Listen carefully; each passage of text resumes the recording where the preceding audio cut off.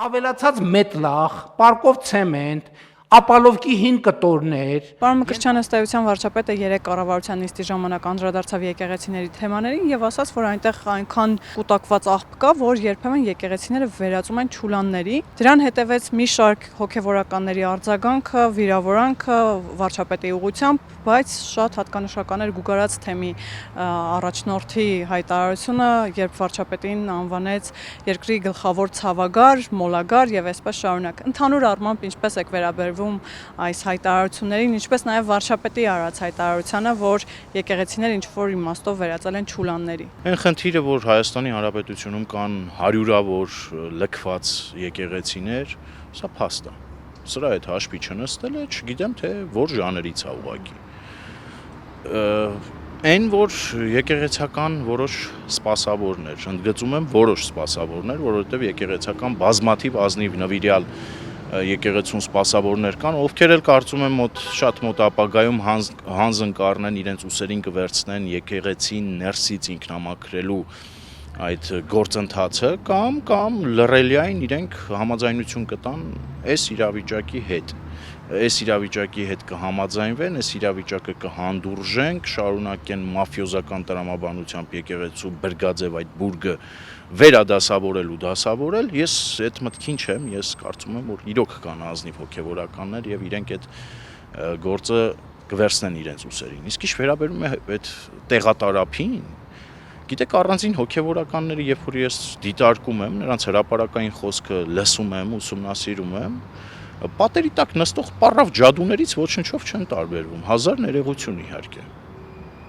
Հոգեվորականի շուրթերից անեծք, նզովք, օրական մի քանի անգամ սատանա բառն օգտագործել, ընդհուպ վարչապետը գրառումներով է հանդես եկել եւ մեղադրում է սեռական շատ զզվելի պրոցեսների մեջ նրանցից մեկի ներքաշվածության մասին։ Իհարկե որևէ մեկի անձնական կյանք քավլիցի, իմ համար միշտ կարմիր գիծ է ելել մարդկանց անձնական կյանք ներխուժելը, բայց երբ որ հոգեվորականները իրենց ուսերին վերցնում են այդ ծանրությունը ու սկսում են Հայաստանի Հանրապետության քաղաքացիների ընտրությամբ ընտրված վարչապետին, անձը մի կողմ եմ դնում Նիկոլ Փաշինյանն է, թե Պետրոս Պետրոսյանն է, հա, ինձ համար բացարձակապես այստեղ կապ չունի։ Եթե վերցնում են ու մարդու ընտանիք են ներխուժում, մարդու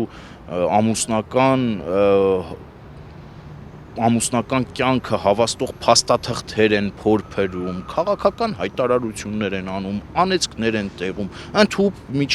միջանձնային հարաբերություններում հայոյանքներ են տեղում։ Կներեք էլի, какой привет, эльбетար ответ, բարև ձեզ։ Պարոն Մկրտչյան, շատ հետաքրքիր է, որ որոշ եկեղեցականներ արձագանքեցին ու ասացին, որ վարչապետի այս վրդովմունքը եւ եկեղեցուն կրկին իրենց բարերով ասած թիրախավորելը կապված է նրա հետ, որ եկեք այս փուլից հստակ արձանագրենք, եկեղեցին որոշ պղծված սպասավորները չեն։ Եկեղեցին բնավ որոշ պղծված սպասավորները չեն։ Ավելին ասեմ, իմ եւ բարձրյալի միջև հաղորդակցությունն ու կապը ապահովողն էլ իրենք չեն, եւ ձերն էլ իրենք չեն, մյուս մեր հայրենակիցներինն էլ իրենք չեն։ Կուսակրոնության ուխտը եկեղեցականի համար դրժելը, սա չգիտեմ, սեփական ոտքին կրակելու նման, ինքնասպանության նման մի բան է եւ այն մարդիկ, ովքեր որ այդ ուխտը խախտել են, դրժել են եւ կոնկրետ վարչապետի գրառմանն էլի պիտի անդրադառնամ, շատ ավելի հեռուն են գնացել ու զբաղվել են սրբապղծությամբ։ Ներողություն, այն մարդը, հատկապես հիմա ես առաջին ժամերի արձագանքն եմ ուսումնասիրել համացանցում։ Գիտեք, հանրապետության թիվ 1 աթեիստի կողմնակիցները գլուխ են բարձրացրել ու կուրծք ծեծելով եկեղեցու պաշտպաններ են հանդես գալիս։ Շատ լավ է, որ իրանք եկեղեցին, ինստիտուտը որպես այդպեսին պաշտպանում են, բայց թող չփորձեն եկեղեցու որոշ սպասավորների պաշտպանել Հայաստանի Հանրապետության քաղաքացիներից, պաշտպանել հայ առաքելական Սուրբ եկեղեցու հոտի ներկայացուցիչներից։ Ու մի բան էլ այդ եկեղեցականներին, եթե իրանց թվում է հայ առաքելական եկեղեցու հոտ ասելով, որ մենք հոտ ասում ենք եւ դրա հետևորդ ասելով, իրենք բարի ուղիղ իմաստով են հասկացել ու իրենց պատկերացմամբ Հայաստանի Հանրապետության քաղաքացիները եւ այդ հոտի մաս մեր հայրենակիցները ոչխարի հոտ են, եւ ամեն ինչ կարելի է նրանց հրամցնել, խոտակերեն, էլի չարաչար սխալվում են։ Սիրելի հայրենակիցներ, դիմում եմ ձեզ, հնարավորության սահմանում այս տեսանյութը կհրապարակվի տարբեր հարթակներում, ձեր fake էջերով, ձեր իրական էջերով, զետեղեք տեղեկատվությունը համացած, թե ով ինչով է զբաղվել։ Լսեք, ես աշխարհիկ մարդ եմ։ Ես ինչ ուզեմ, այնինչ օրենքով արգելված չէ, ըստ երևույթին կարող եմ ինձ թույլ տալ։ Բայց հոգևորականը, երբ որ փորձում է քիթը խոթել քաղաքականության մեջ, փորձում է անիծել, առանձին միջանձնային հարաբերություններում ընդհուպ հայոյել, ել չեմ խոսում սրբապղծությամբ զբաղվել, այստեղ այդ կարմիր բոլոր գծերը հատվում է ու այդ ստոպ ազդանշանն է հնչում, որ պետք է այս ամեն ինչին վերջ տալ։ Պարոն Մկրտչյան, բայց բավականին լուրջ մեղադրանքներ են որոշ հոգևորականների հասցեին։ Արտահայտողը ես չեմ, մեղադրանք արտահայտողը Հայաստանի Հանրապետության վարչապետ Նիկոլ Փաշինյանն է, որ մեղադրել է կոնկրետ որևէ հոգևորականի, գիտեք, կամ այդպիսի հոգևորականները բավականին շատ են մեր շրջապատում, կամ ես էլ կարծես թե գիտեմ, թե որ հոգևորականի մասին է խոսքը, բայց թույլ տվեք ես ինձանից դուրս չգա, ես հուսով եմ վարչապետը կամ այդ հոգևորականները առնվազն մեղվի փեթակը կխառնեն այնքան, միջև որ այդ փաստերը վերհանվի։ Ու մի բան էլ ուզում եմ այդ կեղծ բարեպաշտներին ուղղել ու հորդորել, ոչ թե բառի օգտագործման մեջ խորանակ, օգտվել է օրինակ հազար ներեգություն, բայց իրականում ներեգության կարիք էլ չկա, որովհետև թիվ 1 փեսայի կողմից ֆինանսավորվող հեռուստաընկերությունը Armenia TV-ին տարիներ շարունակ դոմփել բառով համեմված տարբեր տեսակի սքեյչեր եւ հումորային հաղորդումներ ու անգամ սերիալներ ու հեռուստատեսային հաղորդումներ էր հրապարակում։ Հիմա բոլորը դարձել եք բարեպաշտ, դուրս գայիք ասեիք թիվ 1 փեսա։ Քո կողմից ֆինանսավորվող հեռուստաալիքում օգտագործվում է դոմփել բառը օրական մի քանի անգամյա ռեժիմով։ Ընդհուպ այդ ամեն ինչի բեմականացված եւ վիզուալ մասը ապահովելով, հա։ Իսկ մենք այստեղ խոսում ենք բառի մասին, մեր հայրենակիցներից շատերը ենթարկվում են այդ մանիպուլյացիային, տրվում են այդ մանիպուլյացիային ու բառի ստուգաբանությանը կամ բառի օգտագործման մեջ են խորանում։ Ներողություն, սիրելի հայրենակիցներ, հավատավոր հայ ժողովուրդ։ Կուսակրոն քահանայի սրբապղծության մեջ մեղադրանքը ավելի փոքր մեղք է ըստ ձեզ, քան օգտագործված բառը։ Բա որ չգիտեմ վարչապետը փաստեր հրապարակի։ Բա որ փաստեր հրապարակվեն, ներողություն էլի ո՞նց եք դուք դրա տակից դուրս գալու։ Ումից եք պաշտպանելու այդ դեպքում։ Այնպես որ կարծում եմ մի փոքր հանդարտությունը որևէ մեկին չի բանանի, հատկապես որ Հայաստանի Հանրապետությունը կրկնում եմ շատ փոքր երկիր է, մենք բոլորս այստեղ ապրում ենք, հուղարկավորության արարողություններին մասնակցում ենք, հարսանիք, գնունք, մատաղ, տարբեր տեսակի արարողություններ։ Ի վերջո մեր շրջապատում կան հոգևորականներ, գիտենք այդ հոգևորականները ոնց են ապրում, գիտենք քանի երեխա ունեն եւ որտեղ է ընդհուպ Սոչիներ եւ Սոչի Սևծովյան ավազաններում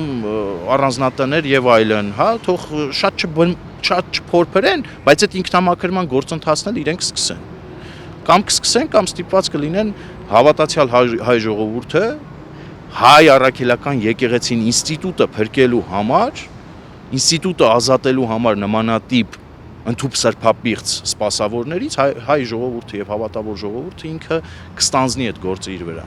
Պարոն Մկրտչյան, ընդդիմադիր որոշ գործիչներ էլ այլ կերպ են դիրքավորվել, օրինակ իրենք ասում են, որ այս թիրախավորումը կապված է նրա հետ, որ եկեղեցին ստանձնել է երկրի իշխանության դերը եւ փորձում է հակակշռել Ադրբեջանից եկող սպառնալիքները եւ անգամ ասում են, որ այս օրերին Շվեյցարիայում Գարեգին Բ-ի նախաձեռնությամբ ընթանում է ինչ-որ վեհաժողով արցախցիների վերադարձի իմաստով, գերիների վերադարձի իմաստով եւ վարչապետի ցասումը կապված է դրա հետ։ Այս տեսակետը Ես խնդրում եմ էլի շատ զգուշ եղեք, եկեղեցին մի նույնականացրեք այս շրջանակի հետ, հա, լավ մեղմ արտահայտվեմ։ Եկեղեցին բնավ չի կարող լինել այս շրջանակը։ Եկեղեցին բնավ չի կարող լինել ընդհուպ ազգականի հետ սեռական հարաբերություններ ունեցած բարձրաստիճան հոգևորականը եւ կուսակրոնության այդ ուխտը կնքած հոգևորականը։ Եկեղեցին բնավ չի կարող լինել եկեղեցում առևտրով զբաղվող բիզնես գործունեություն ծավալող հոգևորականը։ Մի մտեք այդ դաշտ։ Եկեղեցին դա անսասան է, բոլորիս սրտում է, բոլորիս հոգում է եւ մենք բոլորս հայ առաքելական Սուրբ եկեղեցու հետևորդներ ենք։ Թող այդ դա հատուկ է արվում։ Եկեղեցին, ոչ, եկեղեցու որոշ ապիկար սպասավորներ։ Իրերը կոչեք իրենց անունով։ Ինչ վերաբերում է ավելի Հայաստանի Հանրապետությունում իշխանության դերն աստանձնել, փորձում է մեզ պաշտպանել ադրբեջանցիներից, բան հերթով հակադարձ է։ Օրինակ ինքնասառեցված տերտեր կար։ Հոգևոր անունը Բագրատ, աշխարհիկ անունը Վազգեն Գալստանյան։ Ինչ էր ասում այս մարդը։ Ամիսներ շարունակ գոչում էր Կիրանցի մատույցներից, որ եկեք ժողովուրդ հասեք, ոսկեպարի եկեղեցին, այս ապիկար դավաճան հողատու իշխանությունը տալիս է Ադրբեջանին։ Այս հողի վրա շարժում ձևավորեց։ Մեր հայրենակիցները իրականում մեծ ցավ ապրելով այդ ամեն ինչից փորձում էին դրա դեմ գնալ, հավաքվեցին հանրապետության հրապարակում, թվից հավաքված էքստազի մեջ ընկած Վազգեն Գալստանյանը 5 րոպե տվեց Փաշինյանին, 15 րոպե տվեց, կես ժամ տվեց, հետո իմպիչմենտ ձեռնարկեց ու այսպես շարունակ փորձում էր իշխանություններից ազատվել եւ իշխանափոխության պլաները ըստ երևույթին իրականացնում։ Ոսկեպարի եկեղեցի ես ամիսներ առաջ եմ այցելել։ Հավաստիացնում եմ ձեզ եւ սիրելի հայրենակիցներ կոչ եմ անում գնալ եւ այնտեղ անպայման մոմ վառել, ձեր արարողությունները կատարել, մատաղ անել, չգիտեմ, բոլոր այն ամեն ինչ որ մեզ մոտ ընդունված է եւ մեր հավատացյալ ժողովուրդն անում է։ Գնացեք տեսեք, Հայաստանի Հանրապետության տարածքում է, ասեմ ավելին ադրբեջանցի սահմանան պահները բավականին հեռավորության վրա են, ասեմ ավելին երկկողմ սահմանապահ զորքերն են կանգնած ինքնաձիգերով ընդամենը, ծանր տեխնիկան շատ ավելի հետ է գտնվում եւ այդտեղ ունենք կայուն իրավիճակ։ Իրանցի մեր հայրենակիցները կարծում եմ լավագույնս էսի մասածները կփաստեն։ Գարեգին բեին իսկ ինչ վերաբերում է ներողություն։ Վլադիմիր Պուտինի կողմից շքանշանը գիտեք չէ, որ նա գնացել է եւ Կոպիրկինի հիմնարկից է ընդունել։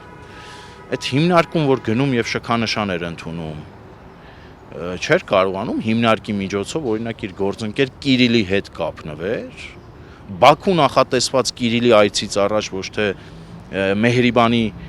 մեդալի հարցը քննարկեր, Քավլիցի թող այդտեղ չմտներ էլի, չէինք էլ պահանջում որ դա աներ։ Չնայած եթե աներ ված չէր լինի, եթե քաշներ էր աներ ված չէր լինի, բայց առնվազն Կիրիլի հետ կարող էր խոսել եւ Բաքու կատարելիք այցի ընթացքում Կիրիլը Բաքվից անմիջապես օդանավը գերիներով լցված տեղափոխվեր Հայաստանի Հանրապետություն։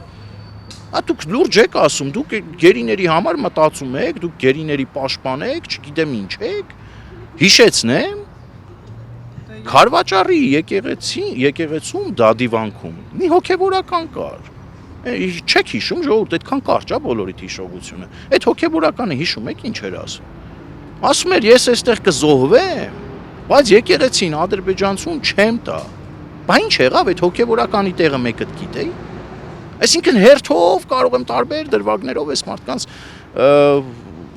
մարդկանց կատարած եւ չկատարած աշխատանքը բերել ու ցույց տալ, էլի ինչի մասին է խոսքը։ Կոնկրետ դեպքից է խոսք գնում, կոնկրետ process-ի, կոնկրետ եկեղեցիները առևտրի կենտրոն վերածելուց է խոսք գնում։ Եկեղեցիները չվերականգնելու մասին է խոսք գնում։ Հոգևոր դասի իր տեղում չգտնվելու մասին է խոսք գնում։ Ի վերջո այս աղանդավորական խմբերի սնկի նման բուսնելը ինչի արդյունք է։ Եկեղեցական, որոշ եկեղեցականների իրենց տեղում չլինելու, հանրության աչքին ընկնելու այդ բոլոր դրսևորումներով, խնջույքների ժամանակ գինովցած լինելուց հետո խնջույքը մեկ այլ հետաքրքիր վայրում շարունակել, հետաքրքիր միջավայրում եւ այսպես շարունակ մեր հայրենակիցները կույր չեն, տեսնում են։ Պարոն Մկրտչյան, դուք ասում եք հոգևորականները իրենց տեղում չեն, հոգևորականներն ասում են քաղաքական վերնախավը իր տեղում չի եւ իրենց վերապահում են որոշ քաղաքական հարցեր լուծել, այսինքն եկեղեցին ըստ էության հայտ է ներկայացնում քաղաքականությամբ զբաղվելու։ Եկեղեցին որպես այդպեսին չի կարող։ Որոշ հոգևորականներ կարող են ինքնափիլոնազրկվելու արդյունքում, թող փիլոնը հանեն, նախ տեսնենք տակը պագոն կա թե չէ, դա շատ կարեւոր է։ Հուսով եմ փիլոնը հանելուց հետո այդ պագոնների հարցը առնվազն գոնե բաց հրապարակային թող գործեն էլի։ Դա էլ է մի քիչ անլուրջ հատուկ այլ պետության շահեր սպասարկել, պրոադրբեջանական թեզեր բերել, օրինակ ոսկեպարի եկեղեցու հանձնումը կամ այդ հանձնման fake տեղեկատվությունն ու fake լուրը Հայաստանի Հանրապետության ներսում լայնածավալ ձևով տարածելը ում էր ձեռնտու կամ ում լավագույնս ձեռնտու կլիներ կամ որ երկրի հատուկ ծառայությունը դրա համար միլիոնավոր դոլարներ ուղակի կթափեր։ Կարծում եմ այստեղ դուք ինքներդ ինձ հետ կհամաձայնվեք, որ օրինակ ոսկեպարի եկեղեցու fake ինֆորմացիայի Հայաստանի Հանրապետության ներսում պայթուն առաջացնելու լուրը այդ մասշտաբով տարածելը կարող էր ձեռնտու լիներ առաջին հերթին Ադրբեջանին, հետո Ռուսաստանի Դաշնությանը, որովհետև Ռուսաստանի Դաշնությունը այստեղ հավերժ հետապնդում է թշնամանքի քաղաքականությունը, նոր արդեն, չգիտեմ, 3-րդ, 4-րդ պետություններ կարող են գնալ, ընդհանուր կարող էր հասնել Անկարա։ Սա է։ Այս իրավիճակը ում է ձեռնտու։ Կիրիենկոյի գծած սցենարն է։ Ամեն ինչ անել ստեղծելու համար անիշխանության մթնոլորտ, ամեն ինչ անել, որպեսզի ներքաղաքական զարգացումները սրվեն, գործիքների մասով ընդհանրապես կաշկանդվածություն չունի Կիրիենկոն, բոլորին կարող է օգտագործել, ով կվաճառվի եւ ով սրբի դիմակը կհանի, կհակնի լրբի դիմակը, Կիրիենկոն կօգտագործի իրեն։ Սա Կիրիենկոյի կողմից գծված սցենար է, մարտահրավերը նետված է, հիբրիդային պատերազմը հայտարարված է։ Էդ է ժողովուրդ ջան։ Կամ մենք խոհեմ ենք գտնվում, ներքին քննարկումներ ենք ունենում, տաբու, կարմիր գծերով ամրագրված այս շրջանակները դուրս ենք դնում եւ մեր մոտ չքննարկվող հարց եւ չքննարկվող շրջանակ ուղակի չի լինում, բոլորին քննարկում ենք։ Իհարկե կոռեկտության սահմանները հնարավորինս պահելով, բայց ես նորից եմ ուզում ընդգծել հայտնի թեզը իրենց հասկանալի լեզվով կակոյ պրիվետ էլբեթար ատվետը այլընտրանք չունի, կլինեք քաղաքակիրթ, կստանաք տասնապատիկ ավելի քաղաքակիրթ պատասխան,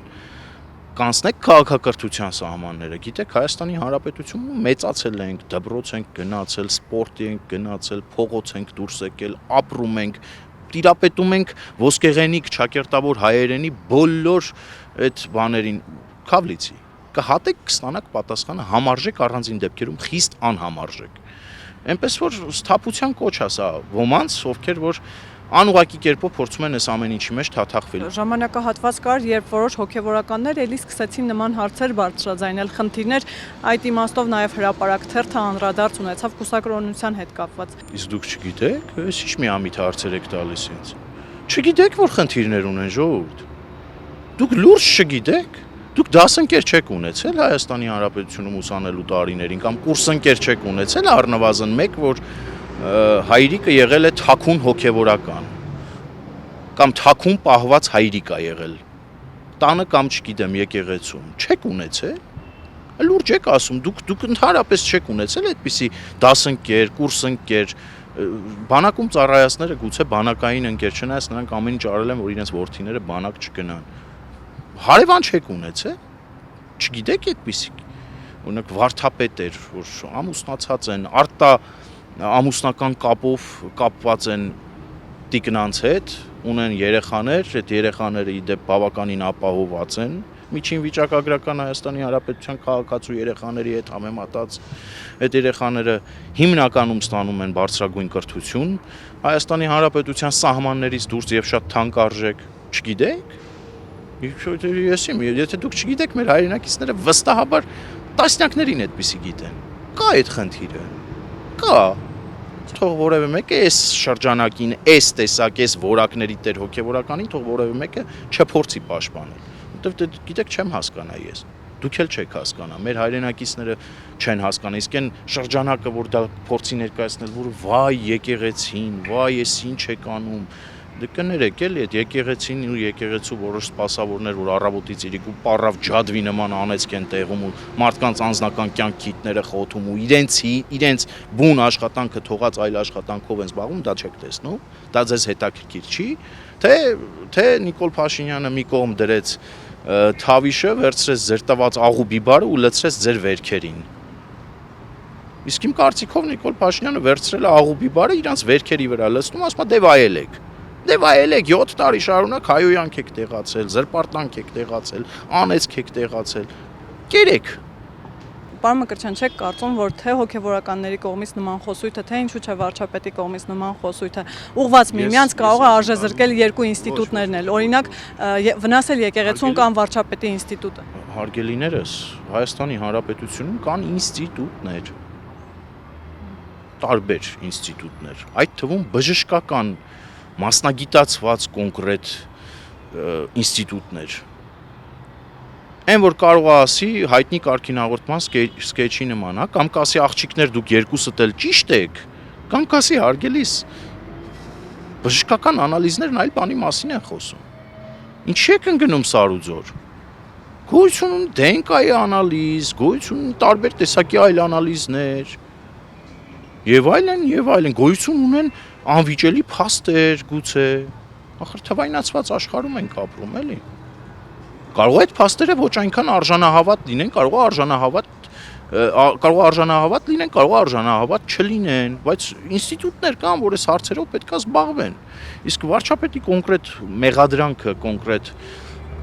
հոգևորականի եւ սրբազանի, ես կարծում եմ ճակերտներ կա այդտեղ, ճակերտները պետք է բացվի։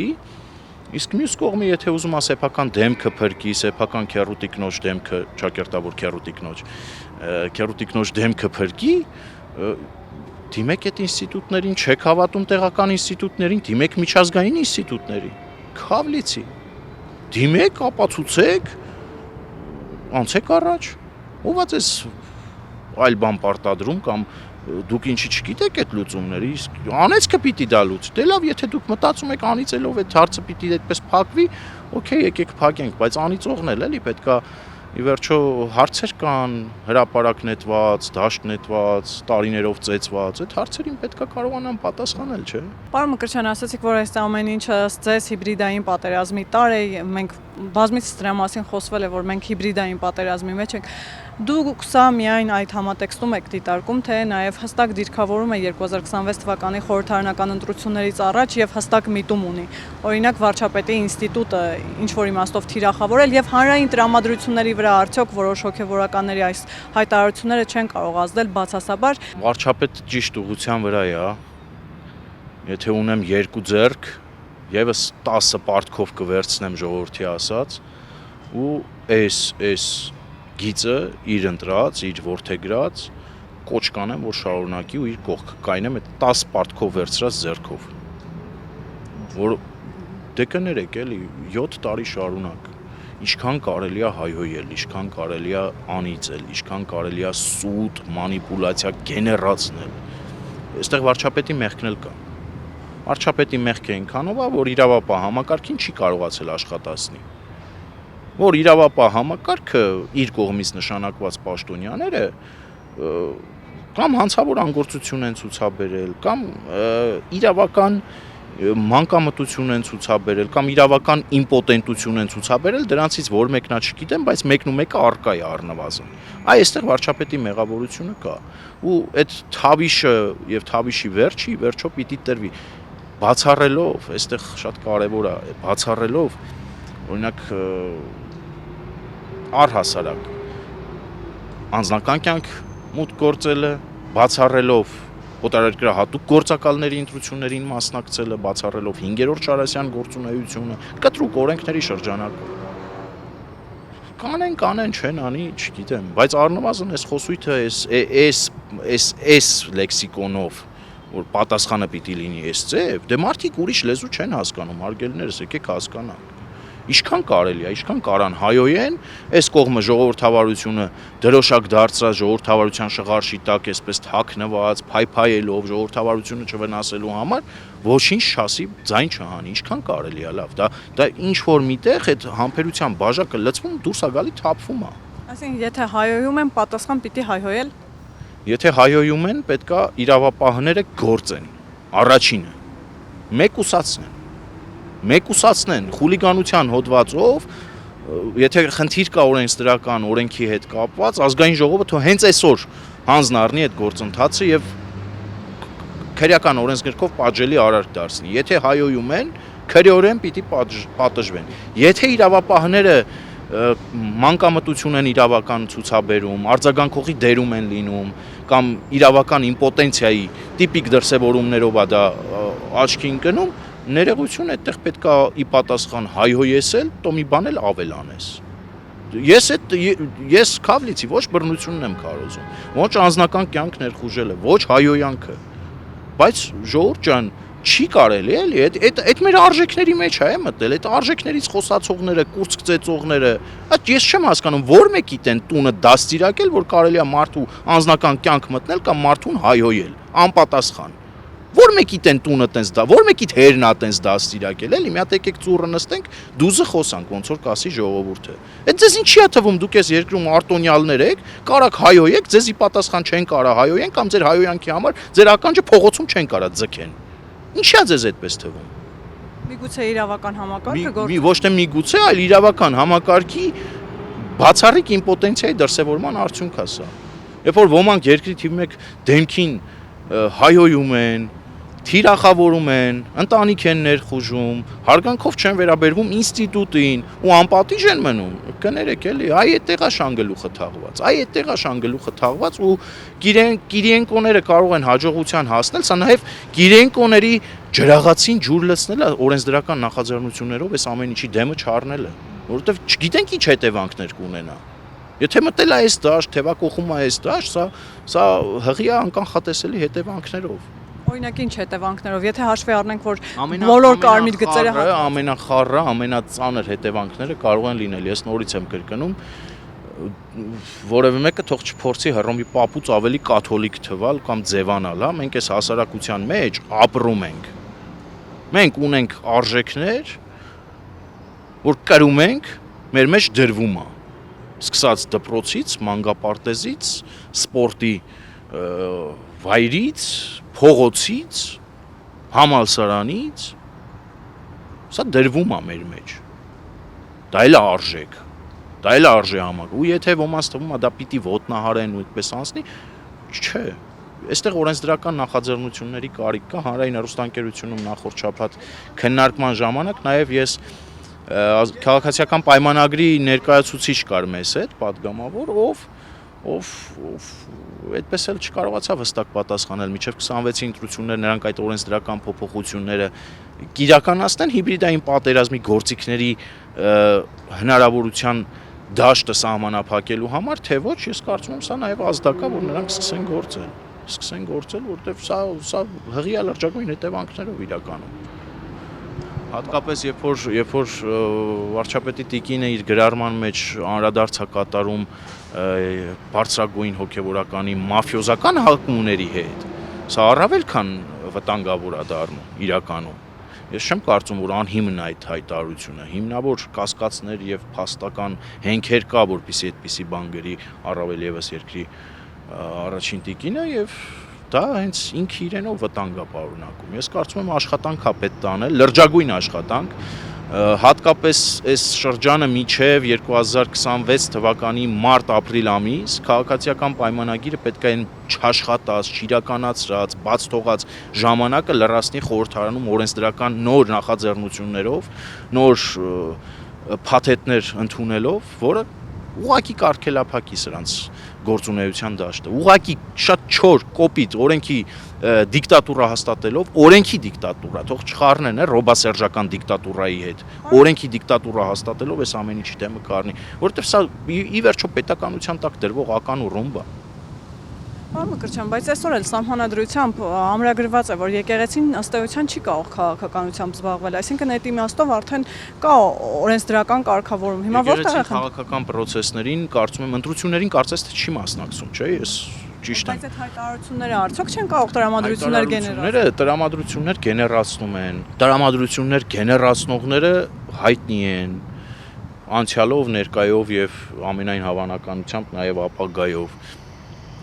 Ինչ կա այդտեղ։ Հանրայնացրեք, մարդիկ թող իմանան, այն կուրծք ծեծողները հանրապետության թիվ 1 աթեիստի շրջապատից թող հանգիստ վերեն գնեն տեղները կամ պաղջուր նստեն հանգստանան։ Հանրայնացրեք, որ մենք հասկանանք, ով է մեր եւ Աստծո միջև միջնորդ հանդիսանում, էլի։ Պոտենցիալ սրբապիղծը, վարչապետի գրառումից ես այդպես եմ հասկանում։ Պոտենցիալ սրբապիղծը